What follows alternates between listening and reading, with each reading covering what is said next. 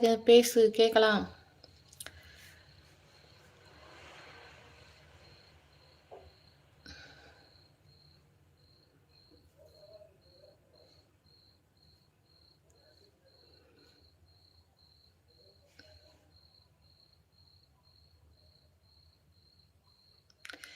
ஏழுமல, ஏழுமல இருக்கியா?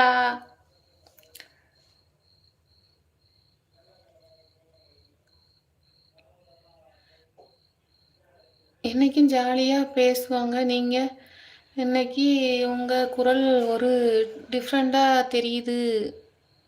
அப்படியா தெரியுது? இன்னைக்கு என் பொண்ணு இங்க இல்லல்ல, அதனால தான் எனக்கு டிஃப்ரெண்ட்டா இருக்கு போல குரல் தெரியல. எங்க பாப்பா அங்க இருந்துச்சுன்னா எப்பயுமே ரொம்ப சந்தோஷமா பேசுவேன்.